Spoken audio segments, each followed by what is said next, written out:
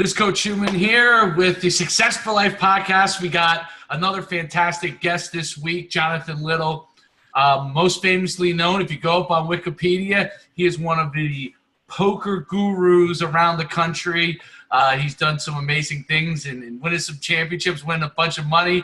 And hopefully today we'll be able to teach you some things from a completely different side of things, success in an area that maybe a lot of people haven't thought about, maybe some things that we can learn from this.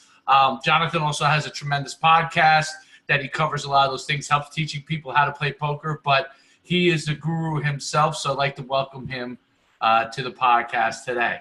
Hello, thank you for having me. I'm happy to be here. That was a very nice introduction. Jonathan's on location because in a few hours he's got a tournament again himself, and so I wanted to go and help our listeners who may not be familiar with you a little bit more about your background, how you became a star poker player, and a little bit about that stuff. Well, I always enjoyed playing games as a kid. My dad taught me how to play chess when I was 5 or 6 years old, and I got okay at that. Definitely not world class or anything, but reasonable. I could beat all the kids in my school. And one day, the other best chess player in my school asked if I wanted to play this game called Magic the Gathering, which is a game kind of like poker and chess mixed together, where there's a lot of known information and unknown information.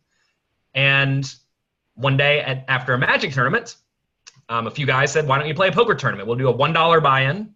So we all bought in for $1. And after 5 or 6 weeks of this, I realized the same few people were winning all the time. And I knew chess is a skill game and Magic is a skill game. And I presume poker is probably a skill game. So I bought every book I could. I studied up on it. I deposited $50 online to play online poker. And then I ran it up slowly but surely. That's unbelievable. So let's take a step back tell us a little bit about some of the accomplishments you have. I know you've won a couple of championships, and then I'll go into some of the transitioning from being the chess guy to being a poker guy. What the skills that match. So I suppose the thing I'm most well known for is being the World Poker Tour Player of the Year for season 6. I think they're on like season 14 or 15 now, so this was 8 or 9 years ago. I won 2 World Poker Tour tournaments for $1 million each, and I took second in another one. I'm actually about to play a final table today. We're down to 6 players, so that's exciting. I could be one of the few people to win 3 if I win my 3rd today. And I play lots of poker. I've cashed for about, I think, $6.8 million in live tournaments, and I've played a decent chunk online as well. So when you were great at chess and now you transitioned obviously to being great at poker, and obviously that's where more of the money is, and obviously some you've been able to build a business from that, side business from that fame, and now you have a podcast on it. What are some of the skill sets? So like fundamentally, both games require a certain amount of not just intelligence, but craftiness, versatility, the ability to see things happening on the fly and make adjustments. What are some of the transition things for our listeners to make them successful in poker? Oh, that's a really tough question, because initially when you first start playing poker, you're just trying to make good hands to beat your opponents who play inferior hands. That's all you really need to do. I have 2 books on small stakes poker that are, they're only like 80 pages long. They're short. And if you just follow those directions, you will beat most players you play in the small stakes games, because they make just common errors that are easy to take advantage of. But once you start playing at a very high level, the goal is to become a very game theory optimal player, where no matter what your opponent does, they're either going to break even or lose some amount. And so they're sort of like 2 very different skill sets required. In one skill set, you're just trying to play like a robot, essentially, like a chess robot, right? They beat all the humans, and if you can copy that, you will beat all the humans.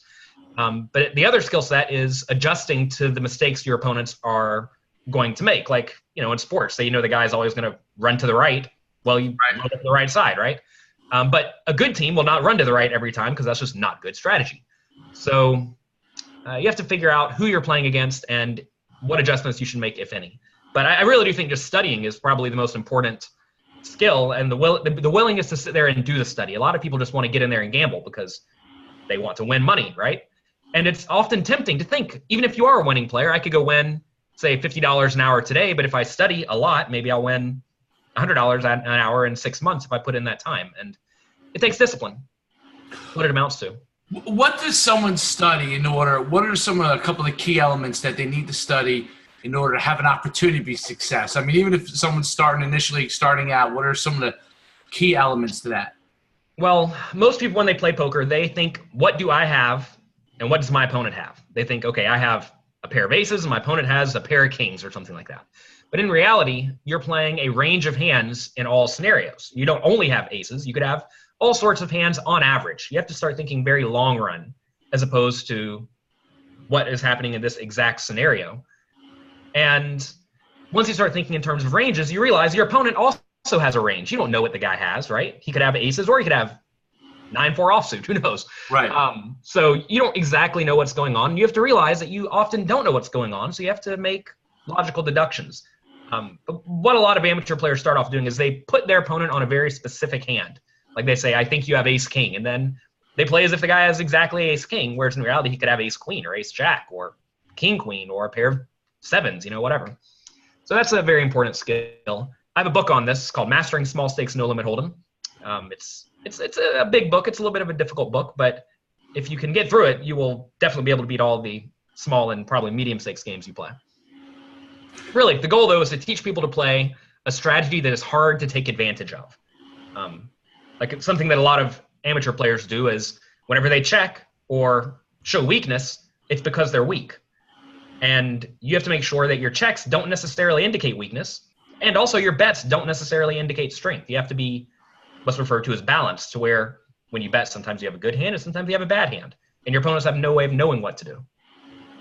And how much of that goes into how much do you have to be part psychologist, and then the ability to also read people's emotions and how they present themselves? And how long does that take for someone to start to figure those things out? So I think a lot of people view poker players in sort of two camps. You have the math-based players who just try to play a very solid, fundamentally sound strategy, and they don't really deviate from it, or if they deviate from it, it's not a whole lot. And then you have some of the players who mostly come from live poker who are really good at reading players. I was playing with Phil Hellmuth yesterday, and he's known for his great reading abilities, and sometimes he's right and sometimes he's wrong, but he trusts it blindly, right? And I was playing next to a young German guy who he's like, yes, I know this guy doesn't have anything, or I think he doesn't have anything, but I'm not going to do anything about it because I don't actually know if my read's right, and I'm not willing to risk significant money on it. He would just rather, play a strong strategy that he knows is going to do well, as opposed to really trying to exploit his opponent. So you see a lot of the live players just naturally being good at reading people. There are some books and videos out there on the topic of tells and reading behaviors. And I don't think I'm a genius at it by any means, but I've certainly studied it and I know some things to look for. Really, you just want to look for deviations in normal behavior. So once you see something that's out of the ordinary, then you have to figure out, is this a behavior that means the opponent likes his hand, or a behavior that means he does not like his hand? And also that's kind of tough to know, because maybe the guy just decided to do something randomly, and maybe he does it randomly with good hands and bad hands, and now you may end up making significant errors. So that kind of thing's tough for online players like myself. How hard was it when you wrote your first book? I mean, obviously it's a topic you love. How hard was it for you to get started in putting that stuff together down on paper? And did you feel at all cause you any risk in your actual gameplay? Revealing some of your strategies. Yeah, so I had already had a training site where I made videos to teach people to play a specific form of poker that I was very good at. So I was already good enough at getting my thoughts out of my head and out into the open. And I had a bunch of students at the time. I coached a lot of people to play poker. And anytime they had a question on a topic, I would just write an article on the topic. So I actually had like 150 two-page articles just sitting on my computer. And then one day, D&B Poker, which is the biggest poker publishing company, right, came to me and said, hey, would you like to write a book? And I'm like, oh, look at this. I have 300 pages of content already. And so then I just made an outline and I filled in the blanks, and the book came together quite easily. And most of my books have come together pretty easily because it's just like I'm talking to you. It's not like right, I don't have to do a lot of research because I've already done the research in my own play. It's not like I'm an author trying to write a poker book. I'm a poker player writing a poker book. And I guess I can put paragraphs together well enough and people like my books. What's your background as far as education? I'm curious as to, did you go to college? What's your background from that standpoint? I always have to write graduated high school. That is it. So I was going to University of West Florida, which is the college where I grew up in Pensacola, and I had a scholarship for academics, and I was studying engineering. And once engineering got a little bit too tough because I was playing poker all the time, I moved to psychology, and then that eventually got too tough. I actually went in for a class and I got a 0 on my quiz, a pop quiz. So then I just got up and left. And that was the end of my college career. I think I got through about 2.5 years of college. But at that time, you have to understand, I was making about $20,000 a month playing online very consistently as a 19-year-old kid.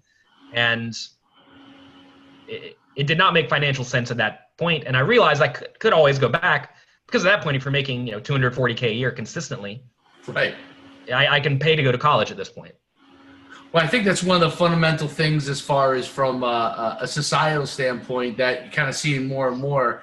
Once you figure out what it is that your skill set is and something that you really want to do, and you're making money at it, traditional college doesn't always make sense, for a lot of people. And you're seeing it in the entrepreneur space left and right, and the success levels. And, one of the things that I found in so many people interviewing over time is that there are people that are, wildly successful that went to college, and there are people that are wildly successful that didn't. And it's really picking up a skill set and honing in on that and leveraging it. What do you think, winning a championship at poker? Obviously, there's some elements of luck to getting to a certain point, but in order to be a champion, there's levels of strategy that have to go into and understanding things. And becoming, a 1% player is unbelievably difficult. There's obviously, as you know, thousands and thousands, maybe millions of players day in and day out that are just giving money right back over to the casino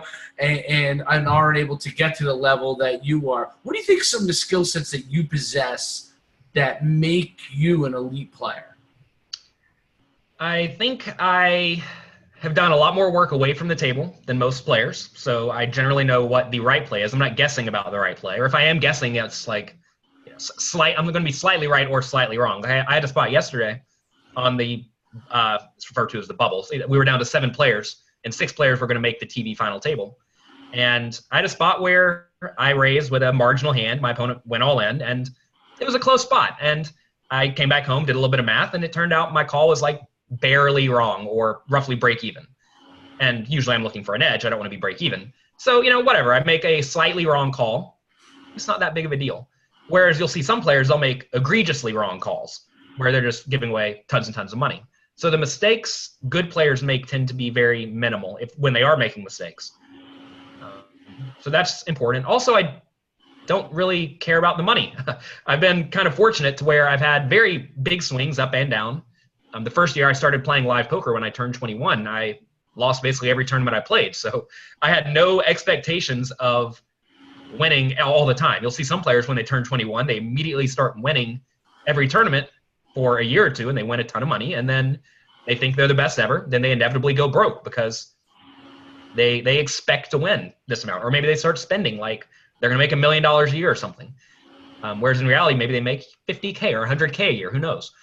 So I've always had realistic expectations, and I don't let the regular swings of the game bother me. Whereas a lot of people, if they lose one hand, they lose their minds.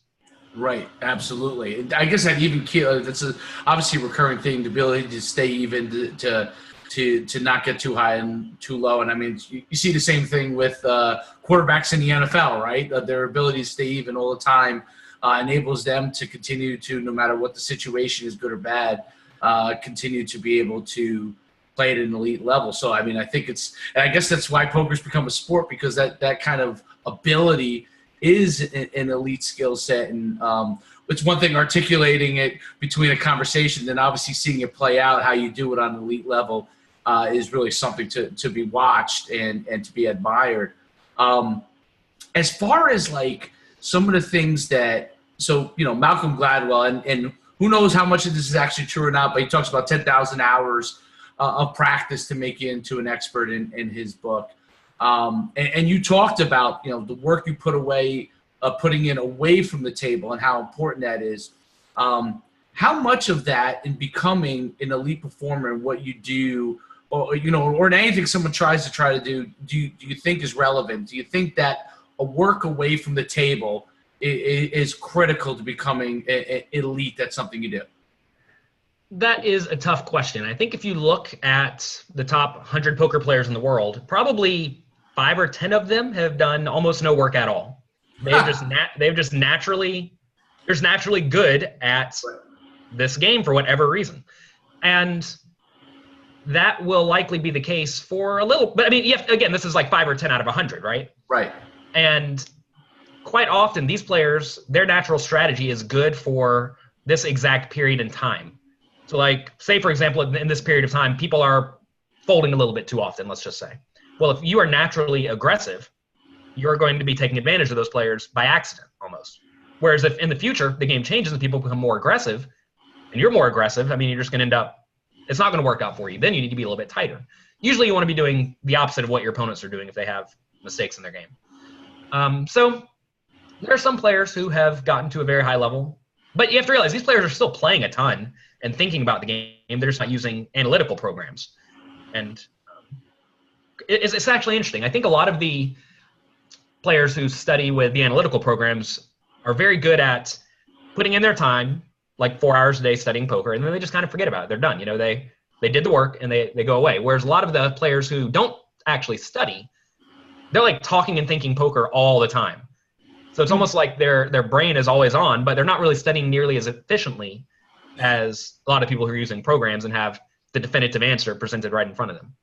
So I don't think anyone's getting to the top without thinking about poker a lot and playing a lot of poker. That's what it amounts to. But in terms of normal study, there are various ways to go about it.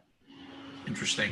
It's so fascinating to me because it's such a world that very few can reach to the top, and so many people try to get to the top, and the people that are at the top, once they get to a certain level, have, I guess, if they continue to do it over time, have the ability to stay in that 1% range. It's different than like a sport where you can lose your physical ability, right? It's your mental capability to continue to stay at that top level. And so if you continue to work over time, you can continue to stay that. Now, obviously, there's swings in anything, right? There's bad luck streaks and all that kind of stuff. Is that something that you've seen that like a lot of players at your elite level, once they get to a certain level of success and they want to be poker players, because there's some people that might be in for the quick fix, right? But want to be poker players, they're able to sustain it over a longer period of time. Well, there are people who definitely sustain it, and then there are people who do not sustain it. There's a guy, Doyle Brunson, who is probably 80 years old or something like that, and he's been playing the biggest cash game since he was 20. And he still plays the biggest cash games in the world. So as long as your mind stays sharp, you can certainly still compete. And I mean, he's one of the live players who is really good at reading players and probably has never studied with an analytical program in his life, yet he is very well respected and can beat almost any game in the world, right? He plays the biggest game in the world all the time.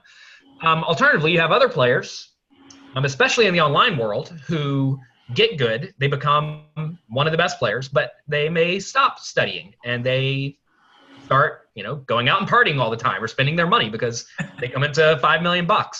And next thing you know, these players are no longer the best players and they get passed by. Unfortunately, in live poker, or at least the game I play, I'm usually playing tournaments where even if I'm not the best player at the table, I'm almost never going to be the worst. And if I am the worst, it's going to be by a very, very tiny margin.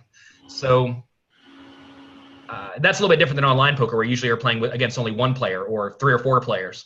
Whereas if you're the worst out of 3 or 4 players, you're just going to lose all your money very quickly. But if you're even in the middle of the pack out of 9 players at a table in live poker, you'll be okay. So live poker also tends to attract more recreational players, right? Which is good because you make money when people make mistakes, right? A lot of people get angry when their opponents make mistakes that cost them money, but that's actually a really good thing for you. You want your opponents making mistakes, and that's why live poker tournaments have continued to be very, very profitable, whereas online poker has become unprofitable for the vast majority of players because everyone's kind of good. You have to understand, in online poker, you play many, many more hands per hour because it goes faster, and you can play more tables at a time. You can play mean, I used to play 24 tables at a time when I was playing online. So the bad players get weeded out very fast online, whereas in live poker, it takes them much longer. And you know, imagine if a recreational player plays one tournament a month, he doesn't even feel like he's losing that much if he loses every time. Right, and you're able to clean up on that. So that's really interesting. What was your aha moment that you're like, I'm pretty darn good at this? Like, did you have an aha moment, or just kind of happened over time? I don't know if I've had that aha moment yet. I think that's maybe part of my skill. I always am trying to work harder. I mean, I'm actively studying from all the people who I perceive to be the best, and I think that's part of it. And I never really thought I was the best player. There was a period in time where I probably did think I was too good, and then I stopped studying for a bit, and I got a little bit behind, right? That's exactly what I just told you. It happens to a lot of people because it's not necessarily fun studying all the time, but it's something that you just have to do. It's probably like training, you know, training for a sport. You don't necessarily want to go train every single day, but that's what you got to do.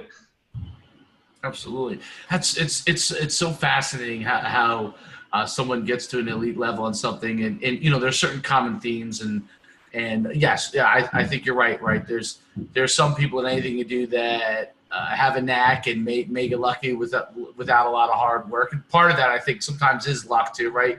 You hit it and then you're in position, right, to be successful. But the guys who seem to sustain and can sustain are the ones that are talented. You got to have talent, but are putting in the work. Poker. I was gonna say poker's an interesting thing. I didn't mean to interrupt you, but in order to make money from poker, all you really have to do is find players who are worse than you. So there are a lot of poker players who live in just local areas. Like my dad plays in his local card room, and he's not the world's greatest player by any means, but he makes money consistently every year playing small stakes games, you know, maybe $5,000 or $10,000 a year, just playing once or twice a week, because he's playing with players who are worse than him, right? And if you're like the 9th best player in the world, but you only play with the players better than you, you're going to lose all your money, right? But if you're the 1,000,000th best player in the world and play with number 10 million, you're going to win all the money.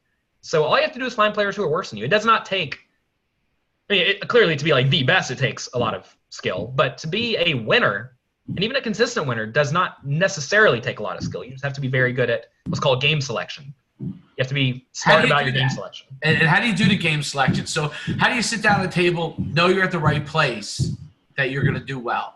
Well, so I'm out here at Aria in Las Vegas this week, and I came out specifically for 2 tournaments that I know were going to be good, the one that I final tabled, and another one that starts tomorrow. But also they had these side events that were high buy-in side tournaments. And I was hoping they would be great. Like if they had 30 or 40 or 50 people, they were probably going to have maybe 10 or 20% recreational players, and it would be good.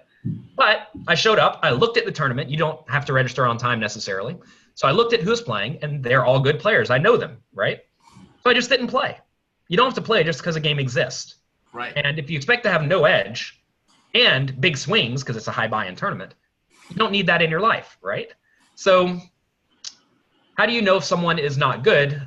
Ideally, if you play on a regular basis in the same place, you'll have some idea of who you are playing against. And you can just figure it out. Like if a guy's sitting there drinking and throwing a party, then he's probably not very good. And if some guy's sitting there with, you know, headphones and sunglasses on, you know, he's probably going to be a boring poker player you don't want at your table. So you figure it out pretty quickly who's good and who is not good. So as long as you know that you are at least reasonably skilled, you'll be fine. What are 3 things that our listeners could take away that they can go to any tournament and hang and have a chance to win? What are three things that they can kind of go in? They go play tomorrow with a bunch of their buddies, and they can go and take their money. Man, that's a hard question. So the interesting thing about poker is that the tournaments come in various varieties, right? Sometimes you have almost no chips. The tournament's a very fast-paced tournament, and those you actually have to gamble a lot. But in slower tournaments, like this one that I'm playing now, it's a 4-day tournament, you don't have to play every single hand. So if you're going to play with your friends, you probably just want to start with better cards than they do. So you'll probably need to be folding more often than your opponents. Whenever I throw a little home game for my wife and her friends, I usually end up playing the fewest amount of hands just because that's how you win. If they play bad cards and you play good cards, it's like basic level poker, but you're going to win. Also, you have to not be afraid to raise. A lot of players will just limp all the time. They'll call the big blind. It's basically the weakest thing you can do. There is value in just stealing the pot. I think a lot of recreational players don't realize when you steal the pot, with pretty much any hand besides aces, that's a success because you win the pot with no contest, right? So that's important. And also just don't be afraid. You know, if you have a hand that is reasonable, you have to be willing to go with it. You can't just fold, because if you fold all the time, you're eventually going to get down to no chips, and then you're going to be in a bad spot. I mean, that's what happened to Phil Hellmuth yesterday when he ended up taking 7th place. He folded, then finally got a good hand, a pair of 10s, but he was against a pair of queens, and he was out in 7th. And you can't fold yourself to oblivion. So you have to play some hands, but not way too many, and you need to play them aggressively. Did you have any mentors along the way? I'm curious that helped you, or that you looked up to, that might have helped you in this whole entire process? I definitely think it's important to have mentors and coaches throughout your career at everything. Anytime I learned a new poker game, I would hire someone who I thought was very good at that game every single time. So there are maybe 6 or 8 forms of poker that I've done this for, and you spend some money. I mean, coaching is an expense, but at the same time, imagine you can give a guy, let's say, well, I'll tell you what I did. My first time I was learning to play 9-handed tournaments, I paid a guy $5,000 for 10 hours of his time, $500 an hour, which is expensive. But getting that coaching allowed me to play a little bit better, not even a lot better, a little bit better. And I ended up making like an extra $5,000 a month because of these mistakes he fixed in my game. And clearly the coaching pays for itself in a month, and then I have that knowledge for the rest of my life. It's a value, right? Even at $500 an hour from this guy.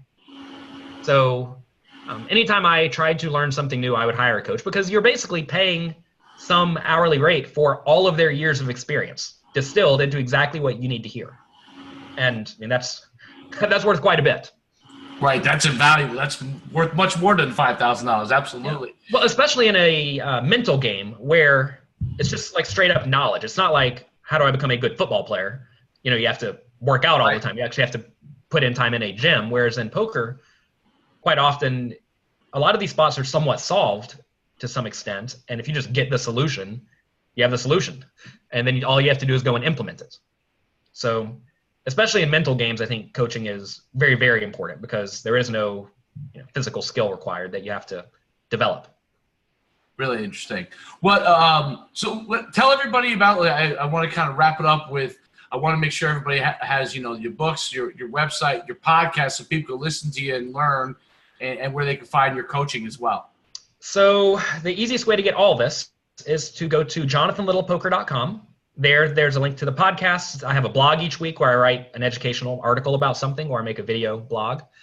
And then I have a site, pokercoaching.com, where I teach people how to play. Everyone can get a free 7-day trial. So go there, go through all the content, and then cancel on me. I don't care. I just want everyone to get good at poker and enjoy themselves at the game.